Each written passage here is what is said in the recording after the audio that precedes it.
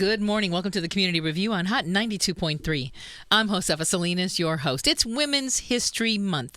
We are celebrating women today. What an amazing group of women that I have for you today. Now, you know I use the word amazing a lot. It's one of my favorite words. And it definitely, the definition of amazing to me is out of this world, incredible, doing wonderful things, doing things that are above the average, above the norm, reaching beyond the limits of what is good. Those are all the things that mean amazing to me, and that's why I use amazing a lot. And I'm going to use it a lot today. We're going to kick this all off with the Jenesse Center. We've had them on before over the years. They're back, and this time to talk about Impact LA Legal Counseling. It is a free legal session where you can come in and get free legal advice, legal counseling. Yes, you heard me right. Free. It all happens next Friday, March 14th. In the house to talk with us about it, Angela Parker, a director at Jenesse, and Allison Messenger. She is the managing partner at Jenesse. Good morning, ladies. Good morning. Good morning. It is Thank wonderful. you for having us. Well, it's great to have. Happy Women's History Month. Yep, Happy Women's History Month. Thank you. It's good to Happy have you Women's here. History Good to Month. celebrate both of you as trailblazing women. So let's talk a little bit about each one of you first individually, and then we'll move into what Jenesse Center is doing. So, Angela, if you'd like to go first. Were you born and raised? I was born and raised in Los Angeles, California. Oh, so I'm a a local homegrown girl. Yeah. Okay. Homegrown girl. I started working at Jenesse about 9 years ago. I was really amazed by the type of work that they're doing in the community to change lives, to heal families, to really make a difference in the cycle of violence that a lot of people find themselves in. So it's really, really amazing work. Very good. And what do you do there? I am the director of trainings and programs, and I also run our youth program. So I do a lot of the outreach and education. I go into the community and talk about domestic violence as a social justice issue. A lot of times people think of domestic violence as sort of personal business or family business, and that really is not the case. Mm-hmm. It is something that has such an effect on the greater community because we all know that what leaves the home enters the world. And so I do a lot of talk around prevention, intervention, healthy relationships, and also we have a very strong next generation component where we reach out to tweens and teens and young adults in order to teach them how to break the cycle early on so they never get to the point where they have to come to shelter. Very good. Allison Messenger, where are you from? Good morning. I am actually a native Californian as well, born and raised in the San Fernando Valley. So you have a rarity in studio today. Two homegrown girls. Yes, two homegrowns. And so I've been with Jenesse going on about 2 years now, and I came to them very serendipitously, was looking to volunteer with Jenesse, came and took a tour, and at the conclusion of it, I was offered a job. And so, wow. And it was just meant to be. It's been a blessing for me to be part of Jenesse. I'm so impressed and have been impressed from day one with what they are doing. We have a full service in-house legal program as well as a domestic violence clinic that we operate out of the Inglewood Courthouse, and I'm responsible for overseeing all of our legal department operations. And one of my imperatives is really to expand the reach of our legal services department because we know that only 2 to 3% of domestic violence victims are going to seek the services of a domestic violence program, but we know they need the help. And many of the challenges they are facing are legal in nature. And so through projects like Impact LA, we are able to reach further into the community and offer much needed assistance to a very vulnerable population. Okay, so let's talk about Impact LA, what it is, where it is, and what am I going to find when I get there? Great. Thank you so much for asking. We're really excited about Impact LA. It is a project that is a partnership between Jenesse Center, the Association of Pro Bono Counsel, and One Justice. And the purpose of it is to provide wraparound legal services to victims of domestic violence. It came about as the result of a meeting in Washington, D.C. with Vice President Joe Joe Biden and members of the Association of Pro Bono Counsel, who came together to discuss how could some of the nation's largest law firms get more involved in the communities in which they live and work by providing much needed legal services. Because we know that due to the economic downturn and severe budget cuts, legal services organizations are doing the best that they can to serve an underserved population, but they can't meet all the needs. And so Pro Bono, the Association of Pro Bono Counsel, wanted to figure out a way where they could step in and help begin to close the justice gap. And that's how the IMPACT program was born. And IMPACT is a very long acronym that stands for Involving More Pro Bono Attorneys in Our Communities Together. So they were really talented that they came up with an acronym to actually fit the project. The impact projects are rolling out all across the nation in major cities. Each project is different. The Impact LA project focuses again on providing wraparound legal services to victims of domestic violence. And we do that by offering a monthly free legal clinic where participants get an actual sit-down, face-to-face meeting with licensed attorneys who go over their legal issue and then provide a concrete plan of action that includes next steps. And what we think is so unique about the particular model of the Impact LA project is that not only is it a project that involves volunteer attorneys from some of the largest law firms in Los Angeles, but we also are partnered with a number of legal services organizations like Betsedic, Legal Aid Foundation, Neighborhood Legal Services, Public Counsel, and they send experts to each clinic who are there to advise the volunteer attorneys regarding each case. And when a referral needs to be made, they're right there to provide the service on the spot. So everyone leaves the clinic knowing what they need to do next. And that's a model that we're really proud of and a fact that we're really proud of. That's good, because sometimes you go to like free things and then think, well, here's some advice. And you walk out and you're like, okay, great, I got advice, but where do I go next? Right. They actually leave with an action plan. They do. They do. And we've already seen wonderful results. 2 former Jenesse clients are already receiving substantive legal assistance in the form of representation.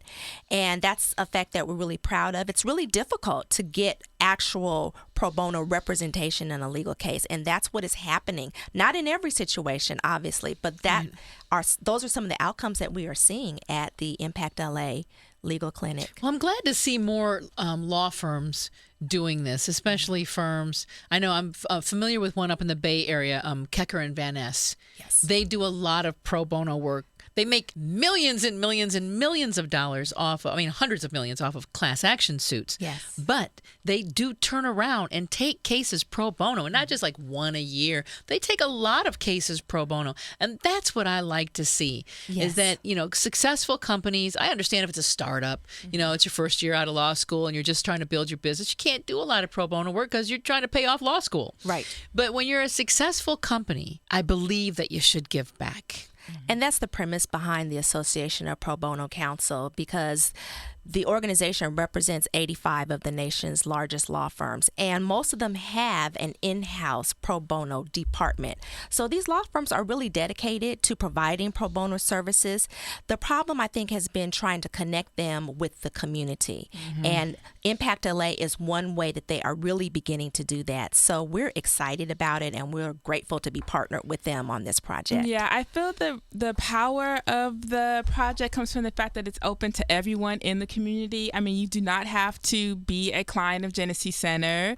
Anyone that has any legal needs, housing, what's the other one? Yes, the focus of the Impact LA project is immigration, public benefits, and landlord-tenant issues. Yes. So those are the 3 that we've chosen to focus on, because in our research, what we've learned is that those are the 3 legal issues that tend to follow victims of domestic violence long after their situation has stabilized. And those are the issues that threaten their long-term self-sufficiency and stability. And so that's how we have chosen to focus on those particular legal matters. So for anyone out in the listening audience, this is open to anyone that would like to come down. Where is this event happening on March 14th? The event actually takes place at Jenesse, but they need to call and schedule an appointment because there is a screening process that they need to go through. And if you want me to give the number, I'm ready to do so. Would that be 323-299-9496? Yes, it is. All right. Again, that number is 323-299-9496.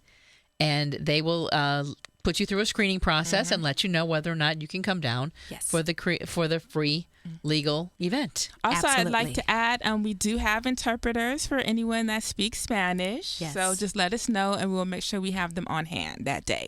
Okay, Absolutely. very good. What do you see this program growing to be? Now, I understand that beyond this day, there's going to be more days like this. Every second Friday of the month, the clinics will happen. So if you can't make the one coming up next Friday on the 14th, get on the calendar for one of the upcoming clinics.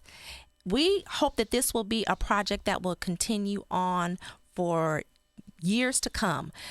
You know, it's not a happy thing that people need the service or the underlying reason why they may need the service, but we're grateful to be able to offer them in partnership with the Association of Pro Bono Counsel and One Justice, this wonderful program. So we hope that it will continue for years to come. The happy thing is that there are options now. Absolutely. When before many people in this situation, I'm not going to say women only because it does happen to men too.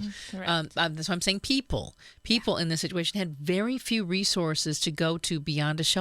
Absolutely. And so you found yourself stuck, stuck in first gear, never knowing how to get moving forward. Right. And these sounds like some very concrete steps to get yourself moving forward. Absolutely. Now, what are some of the basic criteria for a person to be able to be accepted to come in for the free legal services?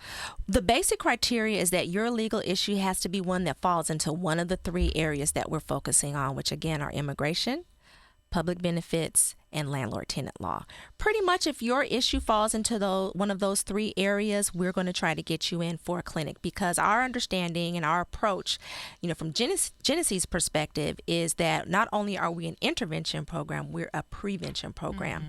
And we understand that the same legal issues that leave a family vulnerable to falling back into the cycle of violence also can lead them into a cycle of violence in the first place. So when we talk about wraparound legal services, we really see that as a 360. Right. So very good. Well, I am so proud to be able to present this to the audience. Jenesse has just done amazing things over the years. Thank you. I love having you on every year when you have your gala. Yes. Somebody usually comes on and talks about the gala. Yeah. And it's just, it's wonderful. I love being a part of it, and anything that I can do to help further this. Please know that my microphone is your microphone. Mi casa es su casa. Thank you.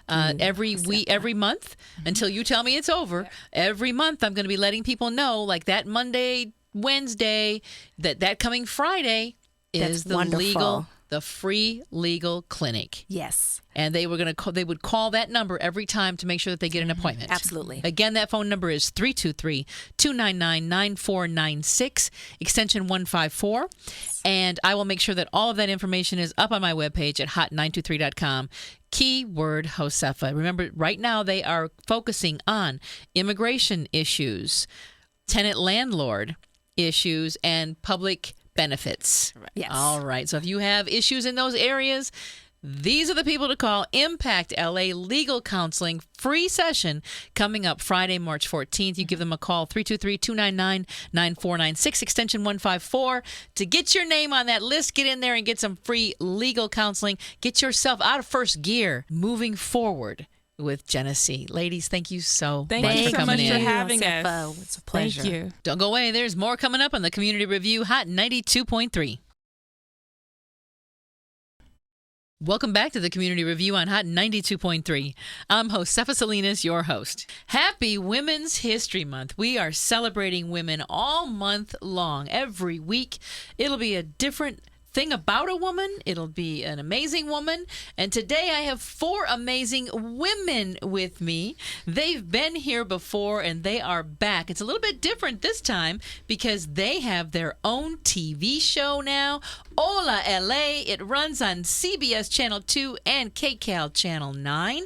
It is so amazing to have them in the house again. With me I have Diana Kiki, Naibe, and Belle Hernandez. Hola, Good Josefa. morning. Good morning. Hi, good morning. Hola. Pleasure to be here. Hola, Josefa. Hola, LA.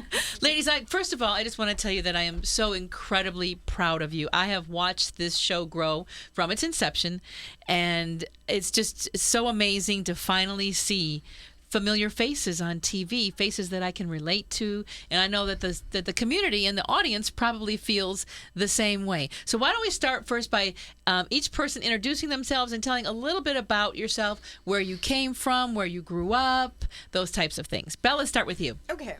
Well, I was born in Mexico, in Zacatecas, and I grew up in Boyle Heights.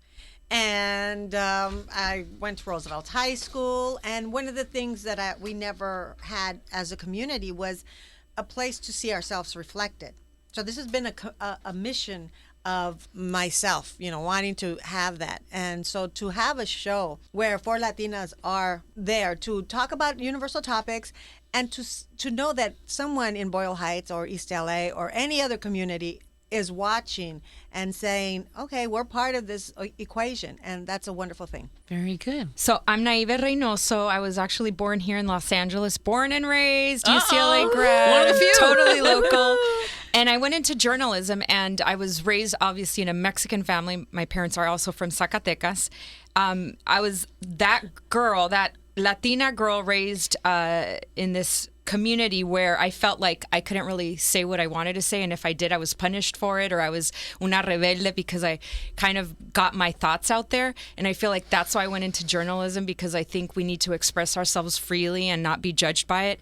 And I feel within my career, I felt a little bit of not being able to speak out in certain outlets and certain places I've worked. So I feel like Hola LA is that platform where I finally have a voice where I can not be punished for my opinions, because Sometimes. So, and I feel a lot of Latinas that watch the show, and even non-Latinas, can relate to that, because sometimes our opinions aren't necessarily the most popular opinions in mainstream America, but they're opinions that exist and that we validate those opinions. So that's why I'm really happy, because it's not only in line with my career as a journalist. I've won 2 Emmys. I've been nominated for an additional 4. I've won AP awards, but it's also in line of what I represent as a person and culturally. So I'm really happy to be part of Hola LA. Very good. Hi, I'm Kike Castillo. I usually say to people, because they like to say Kiki or many other variations thereof. And I say it's like a key and a K. And then after that, people usually get it. I was born in Mexicali, moved to the States when I was very young. I worked in the fields with my family, and when I was old enough to realize it was backbreaking work, I'm like, heck, this isn't for me. I'm going to college. I'm getting a better education. So I went to the University of Arizona. I was the first person in my family to do so, so I'm very excited about that. But growing up in Oregon, I don't know if I mentioned that, I was in a very white community. There was hardly any minorities, so we were one of the few families that were. So I tended to be kind of a trailblazer for the Latinos in my community. There wasn't people doing the things that I was doing. So I think I always kind of had that ambition, because I remember foolishly so thinking when I was in Oregon before going to college that I was going to go to college and become the first rich Mexican. I know. Okay. You didn't know that I had no idea that there were rich Latinos. This is the kind of community I grew up in, So I did have that passion and that drive to just kind of do the unexpected, or the opposite of what Latinos are, stereotypically tend to, portray. And which is interesting, because when I moved to Los Angeles, I became an actor, which isn't, it's a small group of minority Latinos that are actors. But it's beautiful that I landed on Hola LA, because we are trailblazing ourselves. We are doing we are going against the Latino stereotype, and we're saying we have a show, we have a voice, and we're the first to do it. And it just makes my heart so proud and big to know that I guess I really knew kind of something sort of back when I was young, that I was going to do something trailblazing, and it's exciting to be here. Wow. And I'm Diana Ortelli. I just realized 3 of us were born in Mexico. So, yeah, very proud to have been born in Nuevo Laredo, Tamaulipas, or as some of my gringo friends like to call it, Tijuana. It is a border town in Texas. And I also came to LA to become an actress. I've known Belle for many, many years. We became actresses many years ago because we observed as Latinos, as a minority in the industry, that we were relegated to these usual stereotypes, negative stereotypes. I started doing stand-up comedy because I felt that we needed to have a voice in the conversation, bring a little humor to it. The fact that we were only playing people, undocumented, unemployed, Uninsured. uneducated, uninsured, on drugs. Right. Anyway, and then Belle actually nicknamed me the last angry Chicana because I just started bitching about everything. I go, why do we not see an authentic America represented on TV? We are now the nation's largest minority, 1 out of 6 Americans, but that's not what I'm seeing on TV. And I'm not seeing the professional Latinos. We had, Latina Secretary of Labor, Latina Justice of the Peace, and where is that? Where are those images? And so Belle finally said, okay, Diana, we're sick of you. Let's do our own talk show.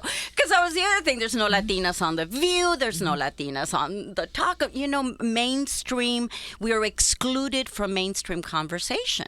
And the other thing is that the topics that were relevant to Latinos, like immigration, deportations, or the fact that we have a Latino Pope, Obamacare, and how does that affect our community? These topics were not being addressed. So we finally saw the need to do our own talk show. And also, we were glad we started on the internet, but we're glad that CBS also sees the need. Yes, because they were the ones that decided that this show, especially the GM, decided that this show needed to be on television, broadcast television, especially in Los Angeles, where Latinos are like the largest minority. So we really are so grateful that CBS saw this. Yeah, and I want to add, besides addressing those topics that are very important to the community, the other thing that the show does is shine a spotlight on our leaders and our celebrities, our role models, the Isai Morales, the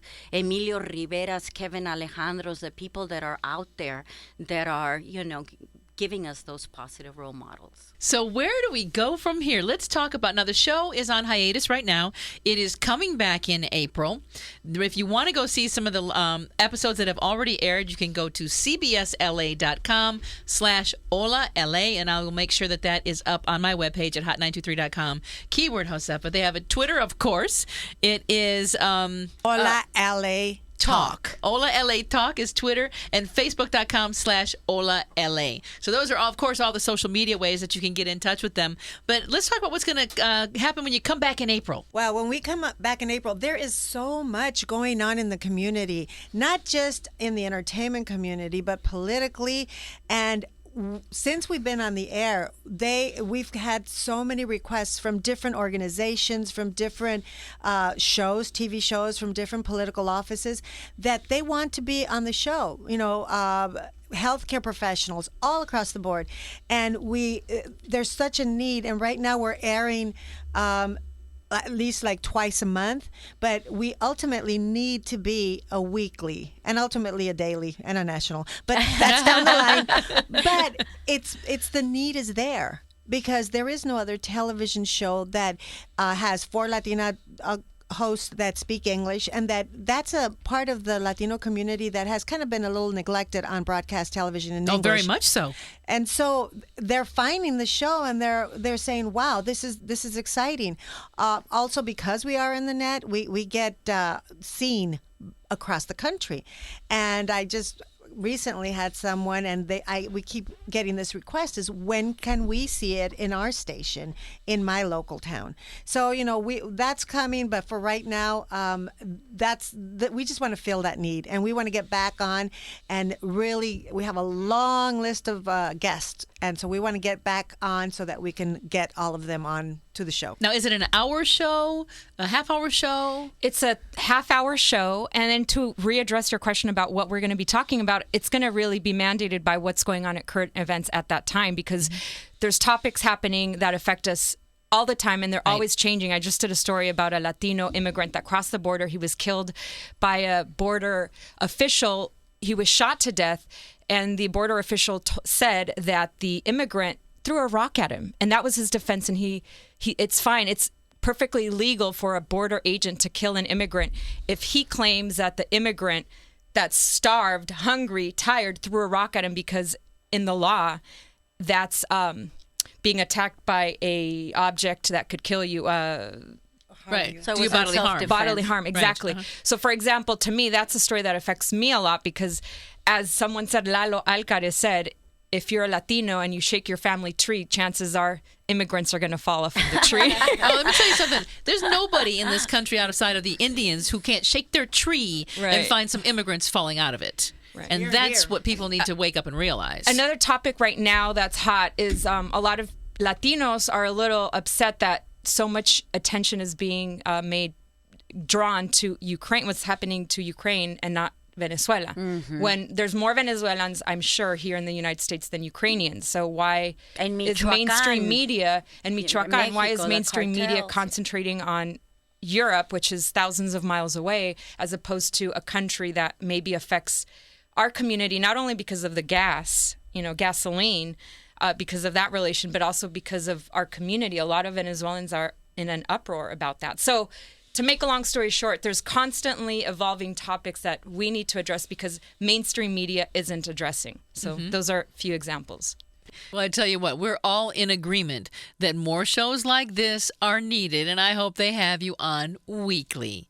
Now, something else that we're all in agreement about, we're all big supporters of HOPE, Hispanias Organized for Political Equality. I'm one of their HLI graduates. I graduated in 2007 from their Leadership Academy.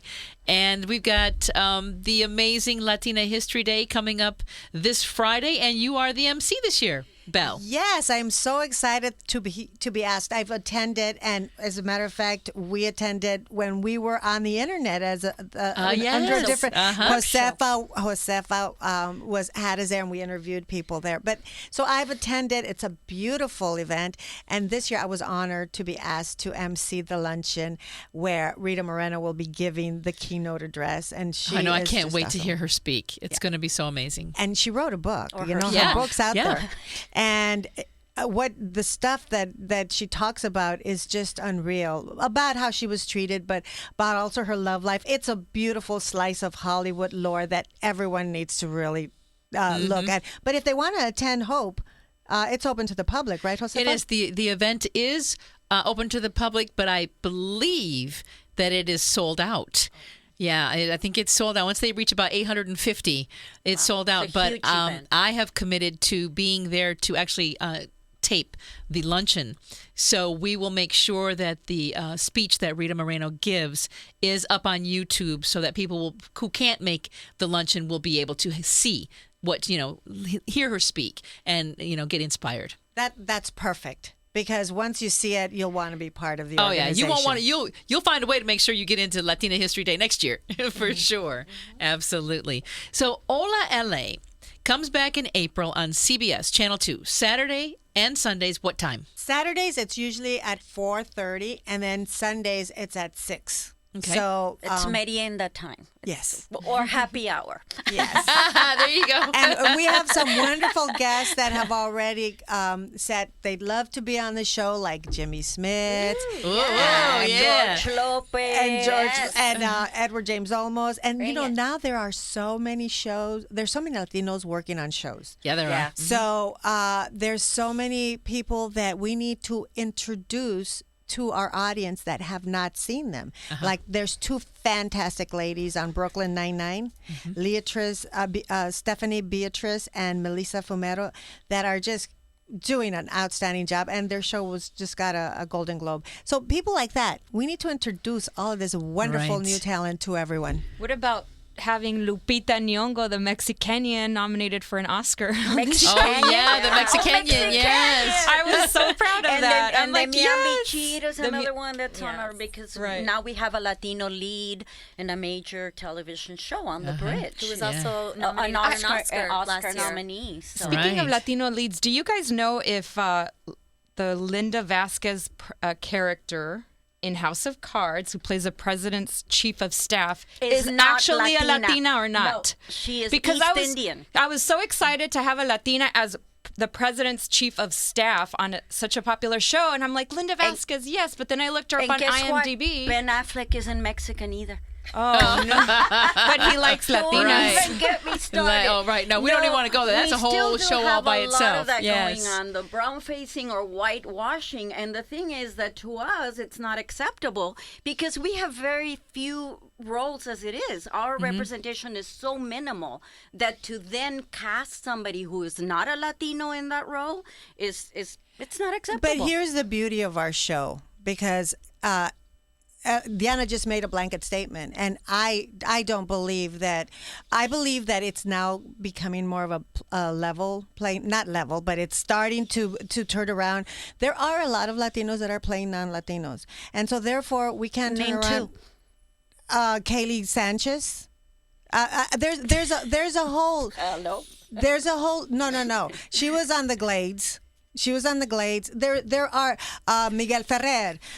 There's a lot of, not a lot. There are more. So we can't say, you can't play us anymore, because now we are playing everyone. And it needs to get to the point that's the way it is. The problem is that doesn't always happen, that we are allowed to read or audition for those roles. That's the problem still. Welcome back to the Community Review on Hot 92.3. I'm Josefa Salinas, your host. Today we are profiling an amazing woman who's doing amazing things, and she's here to talk about an amazing initiative to move forward. Her name is Gina Espinosa, founder of UPLatino and Get Wise Latinas, Rise Up Leadership, Million Latina March, President Human TV Español, named one of the 2013-2014 Latinas of Influence by Hispanic Lifestyle, the 2013 Woman of Achievement by Los Angeles County, revolutionary nominations for El Innovator, New Americano, The Mobilizer, Latina Magazine, featured in February of 2013. I mean, we could just keep going on and on and on, but you are with us in the house this morning. Good morning. Good morning, Josefa. Good morning. It's wonderful to have you here. Thank you. It's wonderful to be here. When I talk to an amazing woman or man, there's always a story behind how they became amazing. And I think that your father probably has a little bit to do with Gina being so amazing. Talk to me about that. That's a very good point. My father did have a lot to do with who I am today. He has now passed 3 years ago, and I had a really hard time after he passed. But I had the fortune and misfortune of delivering his eulogy, which isn't really an easy thing to do. I would imagine. At that yeah. time, it was a very unexpected death. He promised me he would live to be 90, but he was 80 when he passed away of congestive heart failure that took him very quickly. People kept asking me what it was like to lose your father. How do you feel? Because I was really a daddy's girl my whole life. Yeah, me too. I followed him. I went everywhere with him. I used to sit and watch boxing matches with him on TV. And I was laughing because I just told a story about how he used to teach me how to count the punches that were landed on the other boxer, and so I would know who won because that's how the judges do it. Right. So I laughed, and I think I just had such really fond memories. But so everyone kept asking me. So in the eulogy, I really answered it. I said, I feel like a torch has been passed to me. my father was an advocate for Latino youth, and I was born and raised in a little town called Calexico. It's right on the Mexicali border. And so lots of Latino kids, at that time it was probably, well, I guess it's always been more Latino kids. But anyway, he saw that, these immigrant families were lacking some things. They didn't know, the parents didn't know how to raise their child, really, in America. I mean, it's just across the border, basically, but it was a whole other world. So he took it upon himself to get a charter for Pop Warner football. He also got one for the Boy Scouts, and he just really started nurturing kids at that time. He didn't have a son yet. He just had me and my sister at the time. My brother came later, but he would just say, we have to rise up because our demographic is growing very quickly, and soon we're going to be, what I'm saying now is that we are the fastest growing demographic on the planet. Mm-hmm. So I answer that in his eulogy by saying, I feel like a torch has been passed to me. And even though I've been doing this work all my life, I didn't realize I was doing this work until my father passed away. And now I thought, wow, imagine if he was here today with social media, he would be unstoppable. Because even when he passed away, I kept getting this kind of like psychic sense, like something was on the left side and something was on the left side. And I kept telling my mother, Mom, we got to check something. He left something on the left of something. So we checked the bedstand, we checked the shoes, we checked the left pockets, we checked everything. And it wasn't until I was in his little office that I found a notebook, a little black notebook. And I opened it up, and on the left side, he had been writing letters to all his classmates from high school to donate $5 so that they could have their own place in the Imperial County Museum.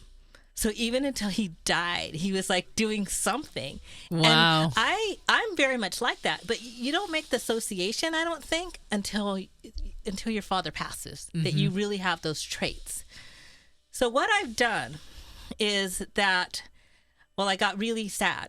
Is what happened. I got really sad, and I went through some depression after my father died, and I went to through therapy, and I sort of cocooned, and I was like, wow, I don't know what I'm gonna do. I have no idea. My dad was my biggest cheerleader, and I don't know what I'm gonna do without him. And so what ended up happening is I just woke up one day, and this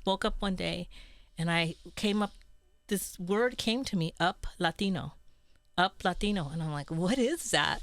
So what I did was I went straight to GoDaddy, and I went to see if the domain was available, and it was. So I registered it, not even knowing anything. Mm-hmm. And then I realized that it was a movement, and I realized that I have been producing theater, and I sit on the board at Casa 0101 in East LA, Josefina Lopez's theater. And I have been producing things there. I've been producing music events, art events, all of these things. And I'm also a life coach. So I decided that I would marry my two loves, personal development with theater and art, to produce these events called Rise Up Leadership. And what I mean by Rise Up, like I said earlier, the Latino community is growing at a very fast rate. Mm-hmm. Yet we are really not totally equipped to be in some, positions to take our of place. Power, to take our place. So I say, rise up, take your place, or someone else will. And my leadership series really is different. And I've been doing personal development for over 20 years. I've been involved in personal development for about 22 years. And then before that in corporate America, but on my own since 1997. So what happens is that we don't really take time to examine our own lives. And you really need to examine your own life to be successful. You need to know where you came from to know where you're going. So Rise Up is doing that. At the beginning of the series, I tell my story. And I'm very real, raw, and honest about my struggles with depression. Every time I have a loss in my life, I seem to get depressed, very depressed, where I call it, it's therapy, but I call it the brain spa, because it's like brain spa. Yeah, because it's like your spa is going to your right. brain is going to the spa, yeah, right? Because it really does feel so great afterwards. Mm-hmm. You're getting it all out there, and it's like relief and therapy and all this other stuff. So I've been, I think, 4 times in my life. So I talk and I kind of go through my own life, and I let people, because people are always asking me, why are you so successful? Why, you had a lot of bad things happen to you in your life. How do you keep going? Well, this is why. This is how. And so I kind of catalog my life as being, I was actually adopted at birth in Calexico. My parents couldn't have kids. 9 years later, they adopted me. And then 18 months later, my sister was born naturally. So then they had 2 others. So my mother always used to call me a present from God. So I talk about being a present, growing up a present, and then growing up dyslexic. And I didn't know that I was dyslexic at the time. They didn't diagnose back in those days. So all these things, and I'm very real. And then people, you can see the audience making connections, and their heads are shaking. That, yeah, that's me. That sounds just like me. And I'm doing this because I spend a lot of time going to other events. Like they have these things called like Success USA, and Schwarzkopf goes to them, and they do all this great rah, rah, rah, and they're awesome. They really are. But when you go to them, no one there looks like you. Right. No one has had the same experience as you.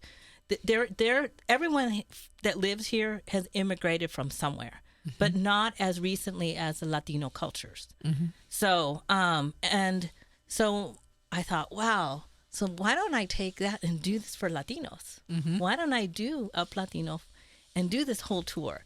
So my dream is to have a national speaking tour for Latinos, by Latinos, about Latinos. So what I'm doing now is doing things on a smaller scale. So I tell my story, and then I bring others to tell their stories that first day, which gives people this kind of opening and like, wow, they look like me. And they had experiences. They had a hard time, and they went through therapy. And so what I'm trying to do is destigmatize mental illness, because it doesn't. I believe that it's not immune to anyone. No, everyone. Let's put it this way: it could happen to anyone. Yeah. And in your family, or you might know someone. We just don't talk about it. And Latinos as a culture, we don't talk about Absolutely, it. we don't. Because we think, oh, loquito, podrecito, whatever it is, but that's not right. So in that, I want people to know, look at me. I struggled with it, but I'm really smart. I know when I'm going to if there's a loss in my life, I know what to do now. I didn't know what to do early on. When I first lost my grandmother, that's when I first experienced it. But now that when I got to when I lost my dad, I knew it was coming. I just didn't know when. And it struck me a year later, almost to the day. I woke up and said, oh my God, my dad died. And then poof. So I then knew exactly what to do. I went to I call the brain spa, and and got fixed, I fixed myself back up. And then this great project started for me. So I say, then the second part of the series is specifically about mental health. We're not calling it mental illness, we're calling it mental health. Yes. So we talk about, and I bring in an expert of early childhood development, and she talks about the brain. She talks about the brain when it's nurtured from 0 to 5, and those very crucial years. Very crucial years. And she talks a little bit about her own life and her own struggles with family. And she also puts up a graphic for everyone, and we see a child that's normal, that's had nurturing and normal, a little baby, and then we see one that hasn't. And we see the difference in what's going on in the brain. So what I'm trying to do is to get people to really look at where they came from as a child. Because we may not have all had the same experiences. Sometimes, especially in Latino families, your mother and father could have been working, around the clock to keep food on the table. And maybe you didn't get that hug or that bedtime story that was read, to some children, but they still loved you. And there's a lot of Latino children that are very angry with their parents about that. They respect them and they love them, but there's this deepness that's going on, almost like feelings of abandonment. And I think I'm trying to teach is that keep those feelings of abandonment, and you're cheating yourself. Yeah. Understand what happened to you, embrace it, know that your parents loved you so much that they worked 3 jobs to get food and put food on the table and shoes on you.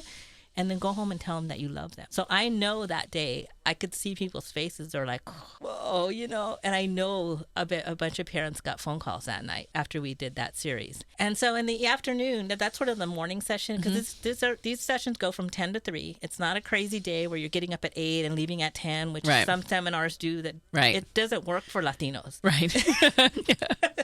So I've taken everything I've known from other seminars and thrown it all out and done my own thing. It's like for Latinos specifically. So then in the afternoon we have a little lunch, and then we do a little networking, and in the afternoon we go into more practical about learning about ourselves and what works for us, and we have a little bit of fun in the afternoon. It's very, very interactive. So then on the third session we do networking. We do networking, how to do it. Don't be afraid. You know, you can go to a lot of these crazy networking events and they tell you, okay, you have 2 minutes to go around and meet all the people that you want to meet or whatever. I'm sorry to those people who do that. It doesn't work. It doesn't work for Latinos. I want to get to know you a little bit. And if I spend the whole 5 minutes talking to you, so what? I've made a connection and a relationship, and don't feel bad about it when you go to these events, because it does happen. And I've even gone like, freaking people are crazy. What are they talking about? I'm being real and honest, and I'm a little uncensored sometimes. That's okay. So what I want to do is just say it's okay. Do network your way at your own cadence, because we do have a different cadence than other people. So then we talk about networking. We talk about social media. We talk about the presence of social media and how important it is. Oh, yeah. Very important it is your brand. What you put on Facebook, what you put on Twitter, it doesn't go away. Even though you might delete it, it doesn't really go away. Mm-hmm. And how important it is my father used to say, when you leave the house, you represent our family. So I heard that so many times. So that still applies today, except you don't have to leave the house. The door is at the portal right there at the internet. Is. Everything you put up there goes out for the whole world to see. Right. And so what do you want to put out there? So we talk about that. And then we also are addressing etiquette. And we are addressing it on how to dress for networking events. We're addressing table manners. We're addressing all the things that you had question marks over that. And there's no shame in not knowing. Because we're here to teach you and help you. So, and then on the fourth session, oh my God, we're already in 3. Fourth session, we do vision and dreaming, and we get to put together our vision boards, and we get to have fun that day and just and dream about what it is that we want and what we could be. And then we help you draw a roadmap, but in a very artistic way for your year or beyond. And then the last session kind of wraps back around to the first session, and we talk about authenticity and being genuine and finding your divine self within yourself, and that it's okay to be you and just you. And it's easier, actually, Josepa, right? To just be yourself. It is. It's so much easier to just be you than to try to be somebody else. Yeah. So this is the first part of my series. This really just scratches the surface of personal development. But what my hope is that it'll get people to start thinking about themselves, start reading books, because we will have recommended reading lists. The really great thing about this series is run by Latinas. All the presenters are Latinas, and we invite Latino guest speakers, which we have had.